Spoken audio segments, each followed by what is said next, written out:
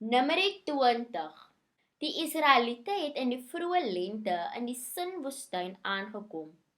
Hulle het by Kades kamp opgeslaan. Miriam is daar dood en begrawe. Daar was nie genoeg water vir die mense om te drink nie. Hulle het toe op Moses en Aaron toegesak. Hulle het in opstand gekom teen Moses en vir hom gesê: Ons moes maar liewer saam met die ander voor die Here dood gegaan het. Hoekom het julle die Here se mense na hierdie woestyn toe gelei sodat ons hier saam met ons vee kan doodgaan? Waarom het julle ons uit Egipte weggevat en ons na hierdie onleefbare plek gebring? Hier is nie landerye of vyebome of granate nie. Hier is nie eers water om te drink nie. Moses en Aaron is van die mense af weg na die ingang van die tabernakel toe. Daar het hulle vooroor gekniel, die magtige teenwoordigheid van die Here het na hulle gekom. Die Here het vir Moses gesê: Gaan vat die stok voor die altaar. Jy en Aaron moet al die mense bymekaar kry. Terwyl hulle kyk, moet jy die rots beveel om water te gee. Daar sal genoeg water uit die rots kom, sodat die mense en hulle diere hulle versadig kan drink. Moses het gemaak soos die Here gesê het en die stok by die ark gaan haal. Moses en Aaron het die mense by die rots bymekaar gekry. Luister, julle omstandige mense, het hy vir hulle gesê. Moet daar vir julle water uit die rots kom? Moses het sy hand opgelig en 2 keer met die stok teen die rots geslaan. Daar het toe water uitgeborrel. Al die mense en hulle vee het gedrink, totdat hulle versadig was. Die Here het vir Moses en Aaron gesê: Julle het my nie genoeg vertrou om vir die Israeliete te wys hoe heilig ek is nie. Jy sal daarom nie hierdie mense inlei in die land wat ek vir julle sal gee nie. Vandaar die naam Waters van Meriba, want die Israeliete het daar met die Here getwis. Daar het hy vir hulle gewys hoe heilig hy is. Moses het van Kades af boodskappers na die koning van Edom gestuur. Jou broers volk Israel sê: Jy weet watter ontberings ons gelei het. Ons voorouers het afgegaan na Egipte toe. Ons het baie jare in Egipte gewoon. Egipte het ons voorouers baie sleg behandel. Ons het die Here om hulp gesmeek. Hy het ons gebede verhoor en sy engel na ons toe gestuur. Hy het ons uit Egipte gelei. Ons is nou by Kadesh, op die grens van jou land. Gee tog toestemming dat ons deur jou land kan trek. Ons sal nie deur jou veld of jou wingerde trek nie. Ons sal ook nie water uit jou putte gebruik nie. Ons sal op die hoofweg van die konings bly, sonder om links of regs af te wyk, totdat ons dwars deur jou gebied is. Die koning van Edom het hulle geantwoord: Julle mag nie deur my gebied trek nie. Ek sal met my weermag teen julle uittrek.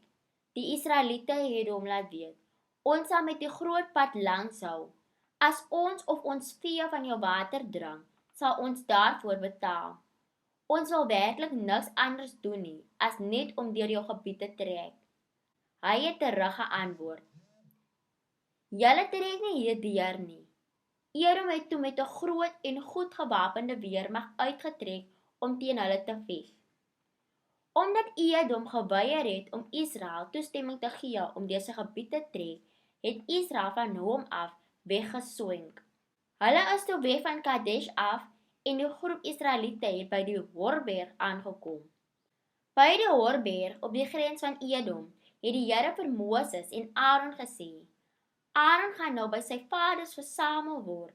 Hy sal nie ingaan in die land wat ek vir die Israeliete gaan gee nie. Julle twee wou mos nie na my luister by die water van Meriba nie. Vat nou vir Aaron en sy seun Eleazar saam met jou en klim uit teen die berg Hor. Trek Aaron se amptsklere uit, trek dit dan vir sy seun Eleazar aan. Aaron sal daar sterf en met sy vaders verenig word. Moses het gemaak soos die Here gesê het. Terwyl die volk staan en kyk, het hulle teen die Horberg uitgeklim. Moses het Aaron se klere uitgetrek en sy seun Eleazar dit laat aantrek. Aaron het daarop die kruin van die berg gesterf. Moses en Eleazar het toe van die berg afgeklim. Toe die mense sien dat Aaron dood is, het die hele Israel 30 dae lank oor hom gerou. Numeri 21. Die Kanaanitiese koning van Arad het in die Negev-woestyn gewoon. Hy het gehoor dat die Israeliete in aantog was met die pad wat na Atarim loop.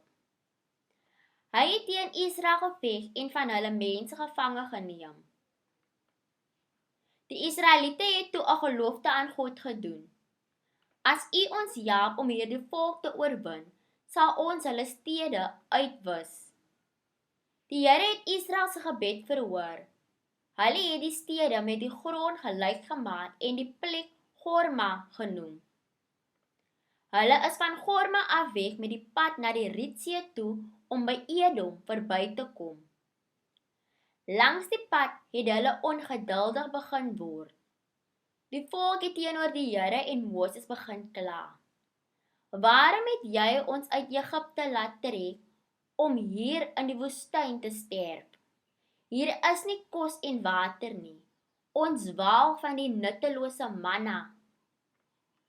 Die Here het toe giftige slange onder die volk gestuur. Hulle het die volk gepik. Baie uit Israel is daarvan dood. Hulle het na Moses toe gekom en by hom bely. Ons het 'n fout gemaak met wat ons teen jou en die Here gesê het.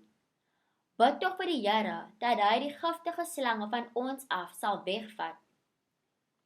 Moses het toe namens die volk tot God gebid. Die Here het vir Moses gesê: Maak vir jou 'n afbeelding van 'n giftige slang en sit dit bo op 'n paal. Elkeen wat gepik is en daarna kyk, sal bly leef. Moses het toe 'n slang van brons gemaak en dit bo op 'n paal gesit. As 'n slang iemand gepik het, het hy na die bronsslang gekyk en hy het bly leef. Die Israeliete het toe verder getrek tot by Ophot en daar kamp opgeslaan. Vandaar het hulle versit na Iye-Abarim in die woestyn oos van Moab. Hulle is van daar af weg en het by die Sered-spruit gekampeer. Van daar af het hulle verskuif na die Arnon-rivier wat uit die gebied van die Amoriete vloei. Die Arnon vorm die grens tussen die gebied van die Moabiete en die Amoriete. In die boek van die oorloë van die Here staan daar geskryf: By die dorp Waeb in die gebied van Sofa en die spruit van Arnon en die vallei by die spruite wat strek tot by die nedersetting van Ar by die grens met Moab. Van daar af is hulle na Beer toe. Dit is die Beer wat die Here vir Moses gesê het: Roep die volk bymekaar dat ek vir hulle water kan gee. Daar het Israel hierdie lied gesing: Borrel op, put, ons sal daaroor sing. Put wat deur vorste oopgegrawe is, wat die leiers van die volk oopgemaak het, met septers en staf. Hulle het toe uit die woestyn na Matana toe vertrek. Vandaar is hulle na Nagaliel en toe na Bamot toe. Daarvandaan het hulle vertrek na die vallei in die gebied van Moab onder die piek van Pisga wat op die droë gebied van Jesimon afkyk. Die Israeliete het boodskappers na Sihon, die koning van die Amoriete gestuur. Laat ons deur jou land trek. Ons sal nie afdraai na die veld of na jou wingerde toe nie. Ons sal nie water uit jou potte drink nie. Ons sal reguit hou met die hoofweg van die konings totdat ons deur jou gebied is. Sihon wil Israel egter nie toelaat om deur sy gebied te trek nie. Hy het sy hele volk bymekaar gekry en uitgetrek om Israel in die woestyn aan te val.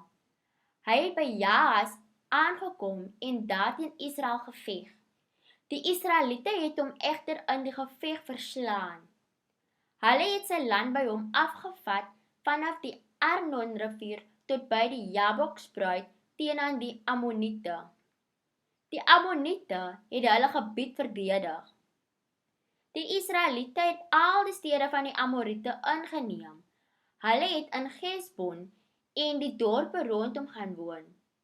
Gesbon was die hoofstad van koning Sion van die Amoriete. Hy het met 'n vorige koning van Moab oorlog gemaak en sy hele land tot by die Arnon rivier van hom afgeneem. Dis hoekom hulle oor hom gedig het: Kom na Gesbon en herbou die stad, herstel die stad van Sion. 'n Vuur het uit Gesbon gegaan, 'n vlam uit die stad van Sion. Dit het Ar in Moab verteer en die wat in beheer is van die Arnon. Dis verby met jou Moab, jy sal tot niet gaan, volk van Kemos. Hy gee sy seuns prys as vlugtelinge. Sy dogters word gevangenes van Sion, die koning van die Amoriete. Ons het op hulle losgetrek. Van Gesbon tot by Dibon is hy verwoes. Ons het hulle uitgevee, tot by Nofag en Medeba. Die Israeliete het toe in die gebied van die Amoriete gaan woon. Moses het mense uitgestuur om Jaser te gaan verken. Hulle het dit saam met sy omringende dorpies ingeneem en die Amoriete verjaag wat daar gebly het. Hulle het omgedraai en in die rigting van Basan begin marseer. Och, die koning van Basan het teen hulle uitgetrek om by Edrei teen hulle te veg. Die Here het toe vir Moses gesê: Moenie vir hom bang wees nie, ek gee vir jou oorwinning oor hom en sy volk. Ek gee sy land vir jou. Jy sal met hom maak soos jy met Sion, die koning van die Amoriete, wat in Gesbon gebly het, gemaak het. Hulle het toe vir hom en sy seuns en sy volk verslaan, totdat daar nie een oorgebly het nie. Hulle het sy land oorgeneem. Numeri 22. Die Israeliete het weggetrek en in die vlakte van Moab gaan kamp opslaan. Dit is oos van die Jordaan, reg teenoor Jerigo. Balak, die seun van Sipor, was koning van die Moabiete. Hy het gehoor wat die Israeliete alles met die Amoriete gedoen het. Toe hy sien hoe baie Israeliete daar is, het hy en sy volk vir hulle bang geword. Balak, koning van die Moabiete, het vir die leiers van die Midianiete gesê: Hulle sal alles rondom ons verteer, soos 'n bees die gras in die veld wegvreet. Hy het boodskappers na Biliam, die seun van Beor, gestuur. Biliam het by Petor langs die Efraatrivier gebly in die land waarvandaan Balak kom. Hy het hom laat roep: 'n volk het uit Egipte getrek. Hulle maak die hele aarde vol. Hulle het hulle reg teenoor my kom vestig. Kom tog en vervloek hierdie volk vir my. Hulle is sterker as ek. Miskien kan ek hulle dan oorwin en uit die land verdryf. Ek weet, as jy iemand seën, is hulle geseën, en as jy hulle vervloek, is hulle vervloek. Die leiers van Moab en die leiers van Midian is toe daar weg, met geld vir 'n voorspelling. Hulle het by Biliam gekom en Balak se woorde aan hom oorgedra. Hy het vir hulle gesê: Bly vannag hier oor. Ek sal vir julle môre sê wat die Here sê. Hulle het toe by hom oornag. Daardie nag het die Here na Biliam gekom. Hy het hom gevra: Wie is hierdie mans hier by jou?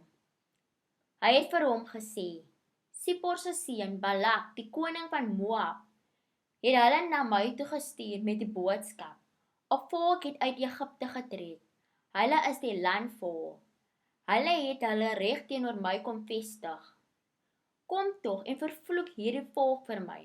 Miskien kan ek hulle dan oorwin en uit die land verdryf. Moenie saam met hulle gaan nie, het God vir Biliam gesê. Jy mag die volk nie vervloek nie. Ek het hulle geseën. Vroeg die volgende oggend het Biliam opgestaan en vir die amptenare van Balak gesê: Gaan terug na julle land toe. Die Here het vir my gesê ek mag nie saam met julle gaan nie. Hulle is terug, Moab toe en het vir Balak gesê, Bileam weier om saam met ons te kom. Balak het toe weer probeer.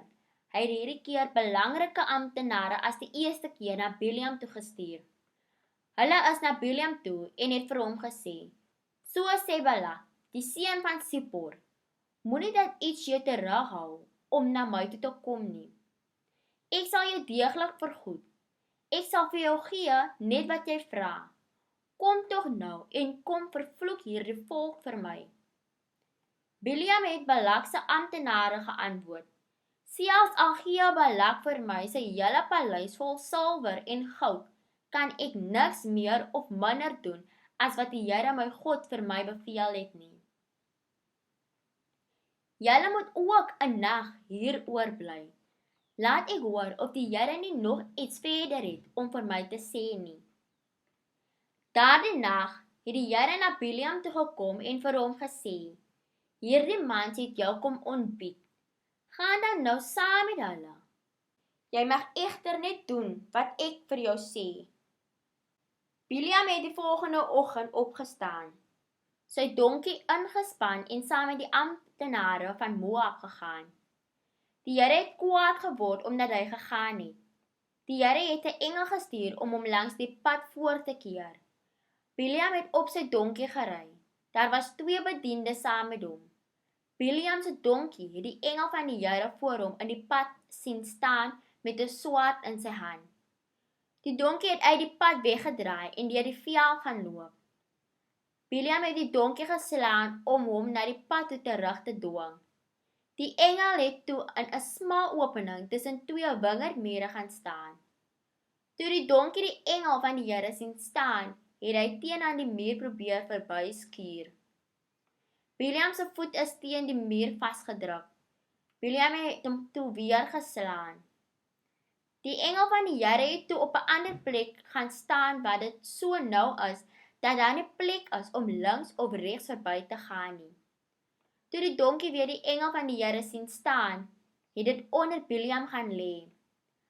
Bileam was woedend. Hy het die donkie met 'n stok geslaan. Die Here het toe die donkie laat praat. Wat het ek aan jou gedoen dat jy my nou al 3 keer geslaan het? Vra die donkie vir Bileam. Bileam sê vir die donkie, jy maak my belaglik. As ek 'n swaard gehad het, het ek jou nou doodgemaak. Ek is dan jou donkie waarop jy nog altyd gery het, sê die donkie. Is dit hoe ek altyd met jou maak? Nee, sê Bileam. Toe het die Here Bileam se oë laat oopgaan. Hy sien toe die engel van die Here in die pad staan met die swaard in sy hand. Hy het toe vooroor op die grond geval. Hoekom het jy die donkie nou al 3 keer geslaan, vra die engel van die Here vir hom. Ek het gekom om jou voor te keer, want jy is op die verkeerde pad. Die donkie het my gesien en 3 keer al probeer wegdraai. 3 keer kon ek jou al dood gemaak het en die donkie laat bly leef het. Bileam bely toe voor die engel van die Here. Ek het 'n fout gemaak. Ek het nie gesien u staan voor my in die pad nie. As dit vir u verkeerd is dat ek gaan, sal ek liewer omdraai. Die engel van die Here sê vir Bileam, gaan tog nou saam met die mans, maar net wat ek vir jou voorsê, mag jy ook sê. Bileam het toe saam met die amptenare gegaan. Toe Balak hoor dat Bileam op pad is, het hy gegaan om hom te ontmoet by die Moabitiese stad op die grens van sy gebied, in die omgewing van die Arnon rivier. Balak het vir Bileam gevra, ek het jou dan dringend ontbied om na my toe te kom. Hoekom het jy nie dadelik gekom nie? Glo jy dan nie dat ek jou kan beloon nie? Bileam sê vir Balak, ek het dan nou gekom. Ek kan net sê wat God my laat sê. Bileam moes toe saam met Balak na Kiriat Gesot toe. Balak het beeste en skape geslag. Hy het vir Bileam en die amptenare wat by hom was, daarvandaan gestuur. Die volgende oggend het Balak vir Bileam saam met hom na Bamot Baal gevat. Van daar af kon hy sien tot waar die volk staan.